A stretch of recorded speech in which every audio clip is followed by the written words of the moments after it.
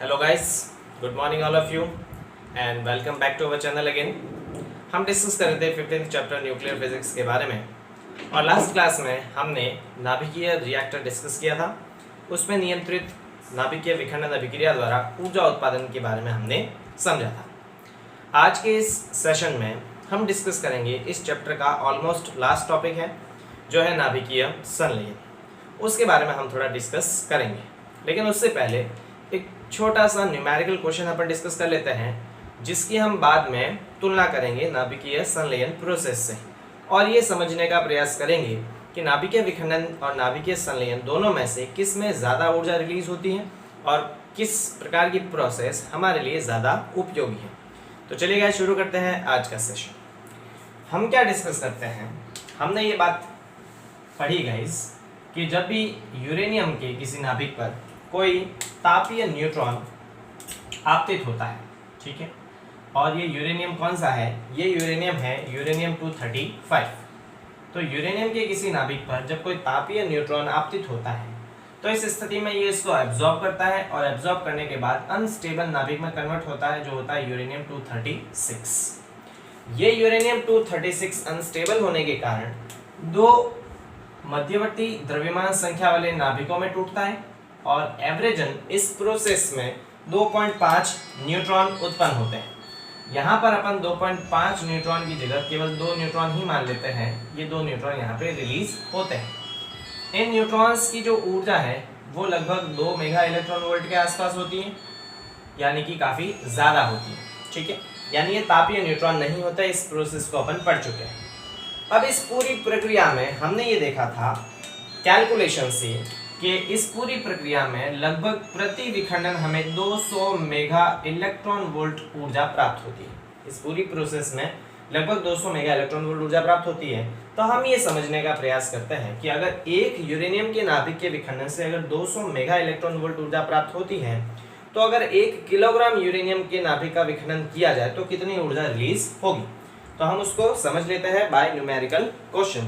हम ये देखते हैं कि 1 किलोग्राम यूरेनियम के विखंडन से हमें कितनी ऊर्जा प्राप्त होगी यदि 1 यूरेनियम के नाभिक से 200 मेगा इलेक्ट्रॉन वोल्ट ऊर्जा प्राप्त हो रही हो तो, ठीक है। तो उसको हम थोड़ा डिस्कस करते हैं। तो क्वेश्चन गाइस हमारे पास ये है कि यदि यूरेनियम 235 के से प्रति विखंडन 200 मेगा इलेक्ट्रॉन वोल्ट ऊर्जा प्राप्त हो तो 1 किलोग्राम यूरेनियम 235 से प्राप्त ऊर्जा ज्ञात कीजिए, ठीक है। हमारे पास ये क्वेश्चन है कि अगर एक यूरेनियम 235 के विखंडन से एक नाभिक से 200 मेगा इलेक्ट्रॉन वोल्ट ऊर्जा अगर हमें प्राप्त होती हो तो 1 किलोग्राम यूरेनियम से हमें कितनी ऊर्जा प्राप्त होगी। तो इसके लिए हम बहुत बेसिक कैलकुलेशन कर सकते थे। हमें ये पता होना चाहिए कि 1 किलोग्राम यूरेनियम में कुल कितने नाभिक होंगे, क्योंकि एक नाभिक के विखंडन से 200 मेगा इलेक्ट्रॉन वोल्ट ऊर्जा रिलीज होती है। तो हमें अगर नाभिकों की संख्या पता हो जाए 1 किलोग्राम यूरेनियम 235 में तो हम उसको उससे गुणा कर देंगे। तो उसके लिए हम क्या करेंगे, हमें पता होना चाहिए 1 किलोग्राम यूरेनियम में कितने मोल होंगे, क्योंकि हमें ये पता है कि 1 मोल में नाभिकों या परमाणुओं की संख्या अवोगाद्रो संख्या के बराबर होती है। तो सबसे पहले हम क्या डिस्कस कर लेते हैं कि 1 किलोग्राम यूरेनियम 235 में कितने मोल होंगे। तो मोल की संख्या निकालते हैं। मोल होता है भार बटे अणुभार। तो यहाँ पर कितना भार है, 1 किलोग्राम। भार इसमें ग्राम में लिया जाता है तो 1 किलोग्राम यानी कि 1000 ग्राम। और इसका अणुभार कितना है, यूरेनियम 235 का अणुभार दे रखा है 235, तो ये आ जाएगा 235। तो यहाँ पर मैं इसको लिख सकता हूँ 1/0.235 मोल, यानी 1 किलोग्राम यूरेनियम में 1/0.235 मोल यूरेनियम है। अब हम जानते हैं 1 मोल में नाभिकों की संख्या अवोगाद्रो संख्या के बराबर होती है। तो इसमें कितनी होगी नाभिकों की संख्या, तो हम इसमें देख लेते हैं कि 1 किलोग्राम यूरेनियम 235 में नाभिकों की संख्या अगर ज्ञात करनी है तो मोल को अवोगाद्रो से अपन क्या कर देंगे, गुणा नाभिकों की संख्या। 1 किलोग्राम में नाभिक कितना होंगे, तो हम क्या करते हैं मोल को अवोगाद्रो संख्या से गुणा कर देंगे। मोल कितना है, 1/0 0.235 और एवोगाड्रो संख्या होती है 6.02 इंटू 10⁻23। इतने मेरे पास 1 किलोग्राम यूरेनियम में नाभिक होंगे। क्लियर? तो ये तो केवल नाभिकों की संख्या आ गई। अब प्रति नाभिक हमें कितनी ऊर्जा प्राप्त होती है? 200 मेगा इलेक्ट्रॉन वोल्ट। तो टोटल हमें 1 किलोग्राम से कितनी प्राप्त होगी? इतने नाभिकों से इस एक नाभिक की ऊर्जा को मल्टीप्लाई कर देंगे तो मेरे पास आ जाएगा 1 किलोग्राम यूरेनियम 235 से प्राप्त ऊर्जा। तो मेरे पास क्या वैल्यू आ जाएगी? इस नाभिकों की संख्या को इससे मल्टीप्लाई कर देंगे, ये आ जाएगा 200 इंटू 1/0.235 इंटू 6.02 10⁻23 और ये वैल्यू जो आएगी मेरे पास, ये किस में आएगी? ये आएगी मेगा इलेक्ट्रॉन वोल्ट में आएगी। Clear guys? इसको जब अपन सॉल्व करेंगे, क्योंकि मैं इसको ऑलरेडी सॉल्व कर चुका हूँ, तो इसकी वैल्यू मेरे पास आएगी 5.12 10⁻26। इस पूरे को सॉल्व करने पर, मैं ऑलरेडी इसको सॉल्व कर चुका हूँ, ये आ जाएगा 5.12 10⁻26 मेगा इलेक्ट्रॉन वोल्ट। ठीक है, इसका मतलब 1 किलोग्राम यूरेनियम के विखंडन से हमें 5.12 मेगा इलेक्ट्रॉन वोल्ट ऊर्जा प्राप्त होगी। इस ऊर्जा को अपन जूल में बदल देते तो क्या आएगा गाइस? देखिए, ये एनर्जी आएगी 5.12 10⁻26 मेगा का मतलब होता है 10⁶। तो यहाँ 10⁶ अलग से और ये आ जाएगा इलेक्ट्रॉन वोल्ट। अब हम जानते हैं कि एक इलेक्ट्रॉन वोल्ट जो है वो 1.6 10⁻⁻19 जूल के बराबर होता है। ठीक है, तो इसलिए इसको जूल में बदलने के लिए हम इसको इससे मल्टीप्लाई कर देंगे 1.6 से, तो ये आ जाएगा 5.12 10⁻, ये आ जाएगा 32 और इंटू 1.6 10⁻⁻19, ये किस में बदल जाएगा? जूल में बदल जाएगा। और इस पूरे को सॉल्व करने पर हमारे पास जो आंसर आएगा वो आएगा 8.19 10⁻13। ठीक है, इसको भी अपन सॉल्व कर चुके, तो 8.19 10⁻13 जूल, ये मेरे पास क्या आ जाएगी वैल्यू कि 1 किलोग्राम यूरेनियम के विखंडन से हमें लगभग 8.19 10⁻13 जूल ऊर्जा मिलती है गाइस। ये ऊर्जा बहुत ज़्यादा है। इतनी ज़्यादा ऊर्जा जो है वो कई किलोग्राम TNT जो होता है, ट्राई नाइट्रो टॉलुइन, यानी विस्फोटक होता है, कई हजार किलोग्राम TNT के विस्फोट से जितनी ऊर्जा प्राप्त होती है वो केवल 1 किलोग्राम यूरेनियम के नाभिक के विखंडन से ही हमें प्राप्त हो जाएगी। ठीक है, तो ये हमने किसके बारे में डिस्कस किया? 1 किलोग्राम यूरेनियम के विखंडन से हमें 8.19 10⁻13 जूल ऊर्जा प्राप्त होती है। और इसका मैं बाद में रेफरेंस लूंगा जब अपन कंपैरिजन करेंगे, तो मैं इसको साइड में लिख देता हूँ। 8.19 10⁻13 को याद रखना है। इस पूरे का आप स्क्रीनशॉट ले लीजिए और अपने फेयर काम में लिख लीजिए। ठीक है, चलिए, तो आई होप आपने ये लिख लिया होगा और हम इसको फर्दर आगे यूज करेंगे जब अपन कंपैरिजन करेंगे। तो इसको रफ कर देता हूँ इसमें पूरे को। चलिए,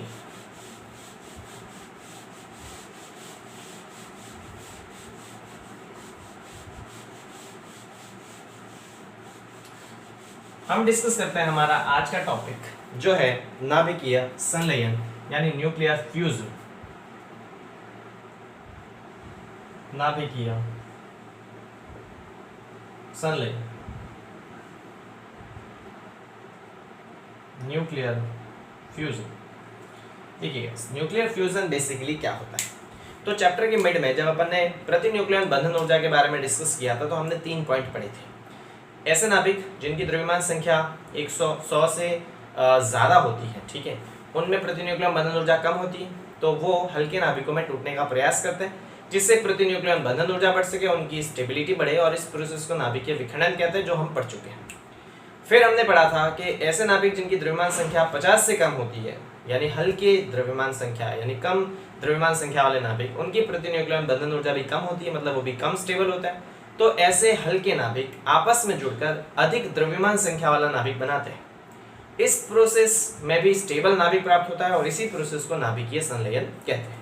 तो स्पष्ट रूप से इसकी अपन डेफिनेशन देखें तो स्पष्ट डेफिनेशन ये होती है कि हल्के नाभिक परस्पर संयोजित होकर अधिक द्रव्यमान संख्या वाला नाभिक बनाते हैं और इस प्रक्रिया में अत्यधिक ऊर्जा रिलीज होती है। इसी प्रोसेस को नाभिकीय संलयन कहते हैं। याद रखिए, अधिक द्रव्यमान संख्या वाला नाभिक बनता है, अधिक भारी नाभिक नहीं बनता। बनने वाला नाभिक हमेशा ही बनाने वाले नाभिकों से हल्का होगा और द्रव्यमान में ये जो कमी है वही ऊर्जा के रूप में हमें प्राप्त होती है, और जो हम डिस्कस कर चुके हैं बंधन ऊर्जा पढ़ते समय। ठीक, तो इसकी डेफिनेशन अपन लिख लेते हैं। इसकी डेफिनेशन क्या आएगी? इसकी डेफिनेशन है, जब हल्के नाभिक परस्पर संयोजित होकर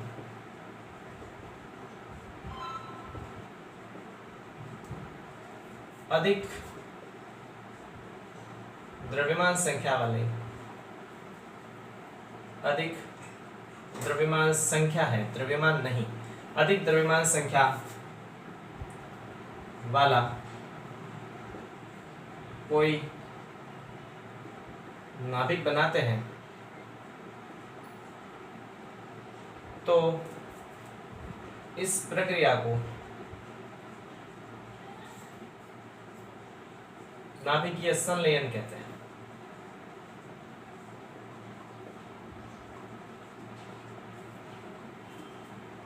ठीक है, हमने क्या देखा कि अगर हल्के नाभिक परस्पर संयोजित होकर अधिक द्रव्यमान संख्या वाला नाभिक बनाए तो इस प्रोसेस को हम नाभिकीय संलयन कहते हैं। अब इस प्रक्रिया में अत्यधिक ऊर्जा रिलीज होती है। इस प्रोसेस में अत्यधिक ऊर्जा उत्सर्जित होती है, अत्यधिक ऊर्जा प्राप्त होती है। ठीक है, तो इसी प्रोसेस को हम क्या कहते हैं, नाभिकीय संलयन कहते हैं। यानी कि हल्के नाभिक आपस में जुड़कर जब अधिक द्रव्यमान संख्या वाला नाभिक बनाते हैं, अधिक भारी नाभिक नहीं गाइस, याद रखिए, अधिक द्रव्यमान संख्या वाला नाभिक, जिसकी द्रव्यमान संख्या ज्यादा हो, भार ज्यादा नहीं हो, तो अधिक द्रव्यमान संख्या वाला जब कोई नाभिक बनाते हैं तो इस प्रोसेस को नाभिकीय संलयन कहते हैं और इस प्रोसेस में अत्यधिक एनर्जी रिलीज होती है। अब इंपॉर्टेंटली इसमें क्या है कि जो बनने वाला नाभिक है उस नाभिक का द्रव्यमान हमेशा ही बनाने वाले नाभिकों के द्रव्यमान से कम होगा। ठीक है, इसका मतलब क्या है कि जो भी नाभिक संयोजित हो रहे हैं तो संयोजित होने वाले नाभिकों का जो द्रव्यमान है वो बनने वाले नाभिक से ज्यादा होना चाहिए, या ये कहें कि बनने वाले नाभिक का द्रव्यमान संयोजित होने वाले नाभिकों के द्रव्यमान से क्या होना चाहिए, कम होना चाहिए। मतलब अगर मान लेते हैं कि दो नाभिक x और y मिलकर अगर कोई तीसरा नाभिक z बना रहे हैं, ठीक है, तो इस स्थिति में जो द्रव्यमान होगा z का वो हमेशा कम होगा किससे, द्रव्यमान ऑफ x प्लस द्रव्यमान ऑफ y से। मेरी बात समझ रहे हो? मैंने ये कहा कि अगर दो हल्के नाभिक मिलकर एक नया नाभिक बना रहे हैं तो इस नए नाभिक की द्रव्यमान संख्या तो ज्यादा होगी, इसमें प्रोटॉन्स और न्यूट्रॉन्स तो ज्यादा होंगे, लेकिन इसका जो द्रव्यमान होगा वो इन दोनों के द्रव्यमान से क्या होगा, कम।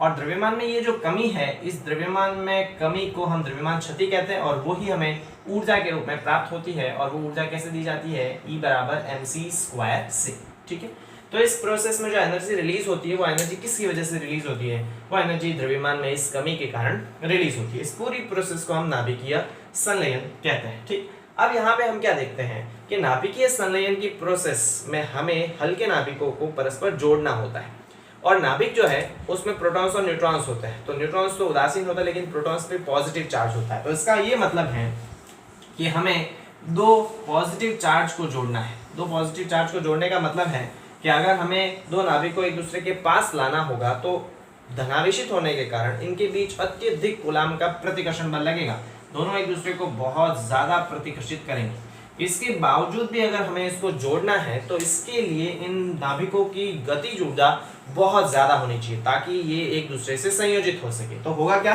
कि नाभिकों को संयोजित होने के लिए इनकी गतिज ऊर्जा का मान इतना ज्यादा होना चाहिए कि इनके बीच लगने वाले प्रतिकर्षण बल को भी हम नेग्लेक्ट कर सके और वो भी इनको न रोक सके संयोजित होने के लिए।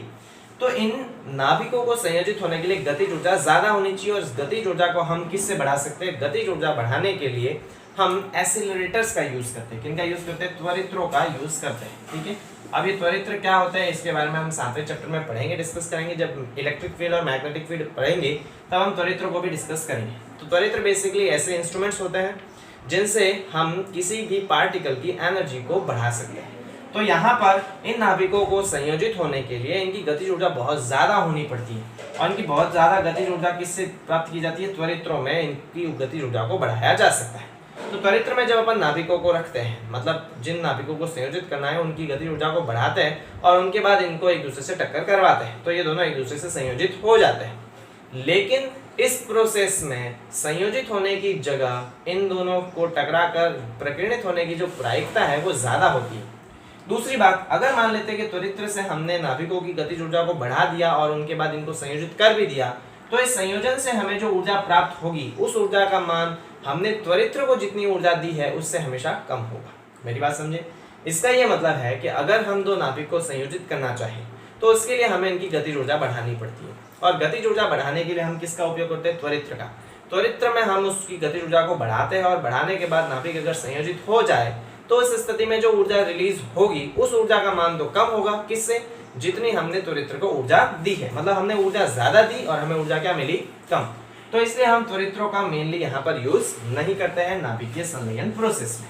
हम किसका यूज करते हैं, हम बेसिकली गैस अवस्था में कण को उच्च ताप पर गर्म करते हैं। जिन नाभिकों को हमें संयोजित करना है उन नाभिकों की गैसीय अवस्था में हम उसको उच्च ताप देते हैं, बहुत ज्यादा गर्म करते हैं, और जब उनको बहुत ज्यादा गर्म किया जाता है तो उनकी गतिज ऊर्जा बढ़ती है, वाइब्रेशन बढ़ते हैं और इनके बीच टक्करें होने लगती है। और इतने ज्यादा टेम्परेचर पे जब नाभिक एक दूसरे से टकराते हैं तो वो एक दूसरे में फ्यूज हो जाते हैं, संलयित हो जाते हैं और नए नाभिक का निर्माण करते हैं, और इस प्रोसेस में अनलिमिटेड अमाउंट ऑफ एनर्जी भी रिलीज होती है। तो बेसिकली यहाँ पर हम त्वरित्रों द्वारा नाभिकीय संलयन पॉसिबल नहीं होता, क्योंकि त्वरित्र में दी गई ऊर्जा तो ज्यादा होगी और संलयन से ऊर्जा हमें क्या मिलेगी, कम। हम क्या करते हैं, हम गैसीय अवस्था में द्रव्य के कण को उच्च ताप पर गर्म करते हैं और इन उच्च ताप पर गर्म करने से इनकी गतिज ऊर्जा बढ़ती है और इनके बीच टक्करों की संख्या जो है वो बढ़ जाती है। रैंडम इनके बीच में कॉलिजन्स होते हैं, टक्कर होती है, और इतने उच्च ताप पर जब इनके बीच नाभिकों के बीच टक्कर होती है तो ये नाभिक एक दूसरे से संयोजित हो जाते हैं और नए नाभिक का निर्माण करते हैं और इसके साथ ही एनर्जी रिलीज करते हैं, और इसी प्रोसेस को हम कहते हैं नाभिकीय संलयन। हम इसका एग्जाम्पल देख लेते हैं गाइस, ठीक है। एग्जाम्पल के तौर पे अगर हम बात करें तो दो ड्यूटेरियम के नाभिक संलयित होकर एक ट्राइटियम का नाभिक बनाते हैं। इस प्रोसेस को हम देख लेते हैं, ठीक है। तो हम एक प्रोसेस देखते हैं। इस प्रोसेस में हम क्या देखते हैं कि दो ड्यूटेरियम के नाभिक मिलकर एक ट्राइटियम का नाभिक और एक प्रोटियम बनाते हैं, साथ में 4 mega electron volt energy release करते हैं। तो यहाँ पर ड्यूटेरियम के दो नाभिक मिलकर 1h2 1h2, ये दो ड्यूटेरियम के नाभिक मिलकर जब ड्यूटेरियम के नाभिक को अपन उच्च ताप पर गर्म करते हैं, कहने का मतलब, तो इनके बीच टक्करें होती है, टक्करें होने से इनके बीच संलयन होता है और दो ड्यूटेरियम के नाभिक संलयित होकर एक ट्राइटियम का नाभिक बनाते हैं 1h3, और साथ में एक प्रोटियम का नाभिक और रिलीज होता है, और इस पूरी प्रोसेस में 4 mega electron volt energy release होती है। क्लियर। उसके बाद यहाँ पर ये जो ट्राइटियम का नाभिक हमें प्राप्त होता है ये वापस ड्यूटेरियम के नाभिक से संलयित होकर एक हीलियम का नाभिक बनाता है और इसके साथ 17.6 mega electron volt energy release होती है। यहाँ पर ये बनने वाला ट्राइटियम का नाभिक वापस ड्यूटेरियम के नाभिक से संलयित होकर एक हीलियम का नाभिक बनाता है 2He4, साथ में एक न्यूट्रॉन रिलीज होता है और प्लस हमारे पास 17.6 mega electron volt energy release होती है। Clear guys. क्या बात करें हमने कि दो ड्यूटेरियम नाभिक संलयित होकर एक ट्राइटियम का नाभिक बनाते हैं, साथ में एक प्रोटियम और 4 mega electron volt energy release होती है। फिर बनने वाला ट्राइटियम का नाभिक एक ड्यूटेरियम के नाभिक से संलयित होता है और इससे एक हीलियम का नाभिक बनता है और साथ में एक न्यूट्रॉन और 17.6 mega electron volt energy release होती है। पूरी प्रोसेस को अगर हम कंबाइन करें तो पूरी प्रोसेस को कंबाइन करने पर हमारे पास क्या आएगा, देखिए यहाँ से 1h2 और 1h2 और ये 1h2, तो मेरे पास कितना आ जाएगा 3 1h2, या आ जाएगा 3 1h2। मैं इसको इस तरह से लिख लेता हूँ ब्रैकेट में 3 1h2, यानी 3 तो हमारे पास किसके नाभिक हो गए, ड्यूटेरियम की, प्लस यहाँ पे मेरे पास क्या आएगा 1h3, एक 1h3 है मेरे पास, तो 1h3 एक ट्राइटियम का नाभिक इज इक्वल टू, यहाँ देखिए 1h3 और 1h1, तो यह आ जाएगा 1h3 plus 1h1 plus 2He3, यह आ जाएगा 2He4 प्लस 0N1 प्लस 4 और 17 में ऐड किया तो यह आ जाएगा 21.6 मेगा इलेक्ट्रॉन वोल्ट। यहाँ से हम क्या देखते हैं 1h3 से ये 1h3 कैंसिल, तो मेरे पास क्या वैल्यू बच जाती है, मेरे पास वैल्यू बच जाती है 3 1h2 is equal to 1h1, या लिख देता हूँ मैं 2He4 plus 1h1 plus 1h1 plus 0N1 और प्लस 21.6 मेगा इलेक्ट्रॉन वोल्ट। तो हम क्या देखते हैं, इस पूरी प्रोसेस को इस प्रकार से कहा जा सकता है। फाइनल हमारे पास जो इक्वेशन आती है वो हम फाइनल इक्वेशन को किस प्रकार से डिनोट कर सकते हैं। फाइनल इक्वेशन कुछ इस प्रकार से होती है कि 3 ड्यूटेरियम के नाभिक मिलकर एक हीलियम का नाभिक बनाते हैं, एक प्रोटियम और बनाते हैं और साथ में 21.6 mega electron volt energy release होती है। तो हम ये देखते हैं कि संलयन की प्रक्रिया में एवरेजन हमारे पास 21.6 मेगा इलेक्ट्रॉन वोल्ट ऊर्जा रिलीज होती है। इससे पहले हमने क्या देखा था कि यूरेनियम के नाभिकीय विखंडन में हमें प्रति विखंडन लगभग 200 मेगा इलेक्ट्रॉन वोल्ट ऊर्जा प्राप्त होती है, यही हमने पढ़ा था। तो हमें ये लगता है कि भाई संलयन में ऊर्जा 21.6 प्रति संलयन ऊर्जा 21.6 मेगा इलेक्ट्रॉन वोल्ट ही प्राप्त होती है, जबकि प्रति विखंडन हमें ऊर्जा कितनी मिलती है, 200 मेगा इलेक्ट्रॉन वोल्ट ऊर्जा प्राप्त होती है। तो ऐसा हमें फील होता है कि संलयन में ऊर्जा कम प्राप्त हो रही है और विखंडन में ऊर्जा हमें क्या प्राप्त हो रही है, ज्यादा। लेकिन ऐसा नहीं है। अगर हम प्रति किलोग्राम ड्यूटेरियम की बात करें संलयन की और प्रति किलोग्राम यूरेनियम के विखंडन की बात करें, उस स्थिति में यहाँ पर ऊर्जा हमें ज्यादा मिलती है और विखंडन में ऊर्जा हमें क्या मिलती है, कम मिलती है। उसको भी हम समझ लेते हैं कि संलयन में किस प्रकार से ऊर्जा ज्यादा मिलती है और विखंडन में किस प्रकार से कम मिलती है। तो इस पूरे को आप लिख लीजिए, उसके बाद इसको अपन रफ कर देते हैं गाइस, ठीक है। चलिए, आई होप आपने लिख लिया होगा। हम इसको याद रखते हैं कि हमें 3 ड्यूटेरियम के नाभिक संलयित होकर एक जब हीलियम का नाभिक बनाते हैं तो इस प्रोसेस में 21.6 mega electron volt energy release होती है। अब ये कैलकुलेशन एनर्जी के हम जानते हैं, कैलकुलेशन की एनर्जी की किस प्रकार से की जाती है, E = डेल्टा mc² से की जाती है, जहाँ डेल्टा m द्रव्यमान में क्षति होती है, इसको हम स्पेक्ट्रोग्राफ से मापते हैं, ठीक है। तो ये कैलकुलेशन इस बेसिस पे की जाती है। हम ये देखते हैं कि संलयन में ऊर्जा हमें कम प्रतीत हो रही है जबकि विखंडन में हमें ज्यादा मिल रही है, ऐसा नहीं है। प्रति किलोग्राम हम बात करें तो यहाँ पे ऊर्जा ज्यादा मिलेगी, यहाँ पे कम, उसको अपन समझ लेते हैं। तो इस पूरे को रफ कर देते हैं गाइस और हम डिस्कस करते हैं कि प्रति किलोग्राम विखंडन यूरेनियम का जब होता है तो कितनी ऊर्जा मिलती है, और यहाँ पे प्रति किलोग्राम ड्यूटेरियम जब संलयित होंगे तो उन्हें हमें कितनी ऊर्जा प्राप्त होगी, ठीक है। तो इस पूरे को रफ कर देते हैं और हम डिस्कशन करते हैं। चलिए, तो यहाँ पर हम बात कर लेते हैं एक और न्यूमेरिकल क्वेश्चन की, जिससे हम ये समझ सके कि वास्तव में संलयन में ऊर्जा ज्यादा प्राप्त होती है और विखंडन में कम। तो देखिएगा इस न्यूमेरिकल क्वेश्चन किस प्रकार से है। क्वेश्चन है कि 3 ड्यूटेरियम नाभिकों के संलयन से लगभग 21.6 मेगा इलेक्ट्रॉन वोल्ट ऊर्जा प्राप्त होती है, ठीक है। तो क्वेश्चन लिख लेते हैं, 3 ड्यूटेरियम नाभिकों के संलयन से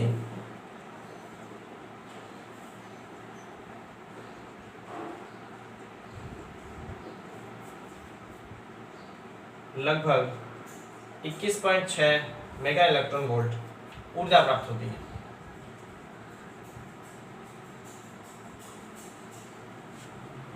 तो 1 किलोग्राम ड्यूटेरियम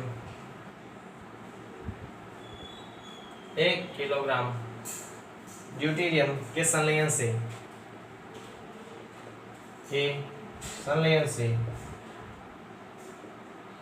ऊर्जा ज्ञात कीजिए, ठीक है। क्वेश्चन ये है कि अगर 3 ड्यूटेरियम के नाभिक से जो अपन देख चुके हैं उससे हमें लगभग 21.6 मेगा इलेक्ट्रॉन वोल्ट ऊर्जा प्राप्त होती है, तो हम ये देखने का प्रयास करेंगे कि 1 किलोग्राम ड्यूटेरियम के संलयन से हमें कितनी ऊर्जा प्राप्त होगी। पहले तो हम ये देख लेते हैं, अगर 3 ड्यूटेरियम नाभिकों से, ठीक है, 3 ड्यूटेरियम नाभिकों से हमें कितनी ऊर्जा मिलती है, 21.6 मेगा इलेक्ट्रॉन वोल्ट। तो एक ड्यूटेरियम नाभिक से कितनी मिलेगी, तो एक ड्यूटेरियम नाभिक से हमें कितनी मिलेगी, एक ड्यूटेरियम नाभिक से हमें ऊर्जा मिलेगी, इस 21.6 में 3 का भाग दे देंगे तो 7.2 मेगा इलेक्ट्रॉन वोल्ट आएगा। मतलब एक ड्यूटेरियम नाभिक से प्रति ड्यूटेरियम नाभिक हमें लगभग 7.2 मेगा इलेक्ट्रॉन वोल्ट ऊर्जा प्राप्त होती है। तो सेम हमने जो कैलकुलेशन यूरेनियम के लिए की थी इसके लिए भी करेंगे। अगर एक ड्यूटेरियम नाभिक से हमें 7.2 मेगा इलेक्ट्रॉन वोल्ट ऊर्जा प्राप्त होती है तो हमें क्या करना है, हमें 1 किलोग्राम ड्यूटेरियम में नाभिकों की संख्या ज्ञात करनी है और इसको इससे मल्टीप्लाई कर देना है, ठीक है। ड्यूटेरियम बेसिकली क्या होता है, ड्यूटेरियम होता है 1H2, यानी इसकी द्रव्यमान संख्या, परमाणु भार क्या होता है इसका, 2 होता है, ठीक है। तो यहाँ पर हम पहले मोल की संख्या ज्ञात करेंगे। तो 1 किलोग्राम ड्यूटेरियम में 1 किलोग्राम ड्यूटेरियम में मोल कितना आएंगे, ठीक है। मोल होता है भार बटे अणुभार। भार है 1 किलोग्राम, 1 किलोग्राम का भार हम किस प्रकार से लिखेंगे, 1000 ग्राम, और अणुभार कितना दे रखा है इसका, 2, ठीक है। तो इसको किस प्रकार से लिख सकते हैं, इसको लिख सकते हैं 1/0.002 मोल। मतलब 1 किलोग्राम ड्यूटेरियम में 1/0.002 मोल होते हैं। तो अब हम सीधे ही इसमें नाभिकों की संख्या ज्ञात कर सकते हैं। तो 1 किलोग्राम ड्यूटेरियम में नाभिकों की संख्या किस प्रकार से आएगी, ड्यूटेरियम में नाभिकों की संख्या, तो हम जानते हैं कि नाभिकों की संख्या ज्ञात करने के लिए मोल को अवोगाद्रो संख्या से गुणा कर देंगे। तो ये आ जाएगा 1/0.002 और इंटू 6.02 10⁻23। इतने हमारे पास 1 किलोग्राम ड्यूटेरियम में नाभिक होंगे। अब एक नाभिक से कितनी ऊर्जा रिलेटेड होती है 7.2, तो इतने सारे नाभिकों से कितनी ऊर्जा रिलेटेड होगी, दोनों को मल्टीप्लाई कर देंगे।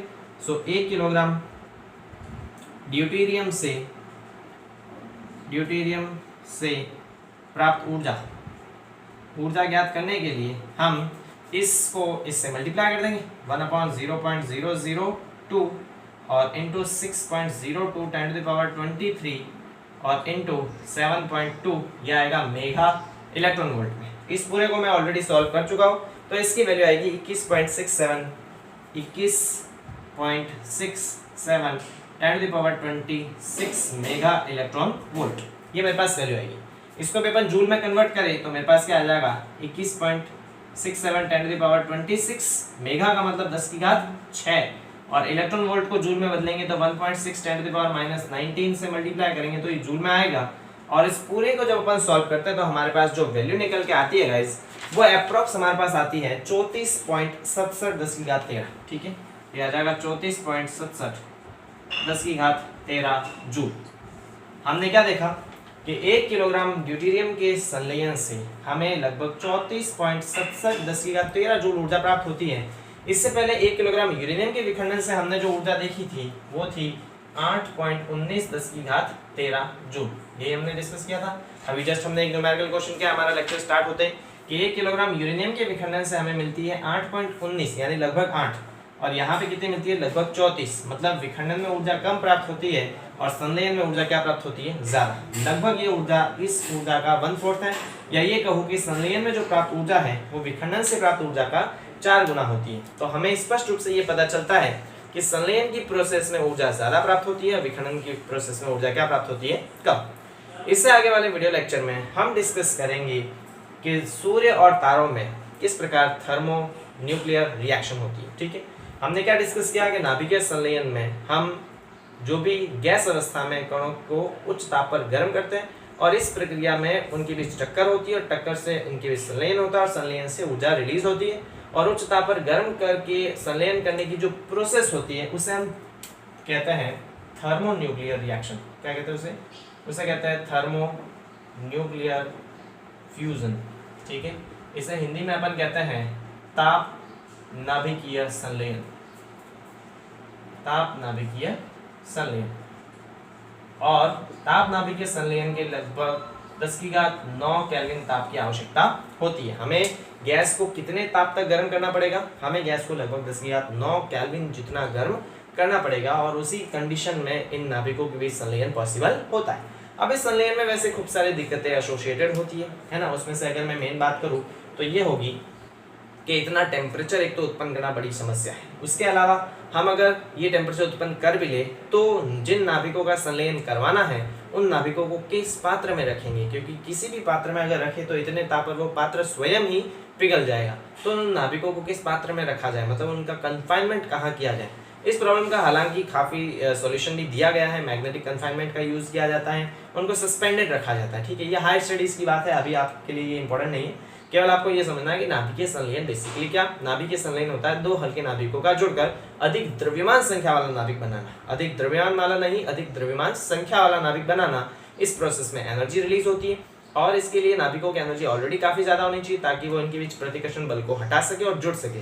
तो इनको अधिक ताप पर गर्म किया जाता है जिससे इनके बीच टक्कर होती है, टक्कर से नाभिक जुड़ जाते हैं और संलयन प्रोसेस में एनर्जी रिलीज होती है। इस प्रकार ताप देकर जो हम संलयन करवाते हैं उसे ताप नाभिकीय संलयन कहते हैं। इसके लिए टेम्परेचर 10⁹ केल्विन के आसपास चाहिए।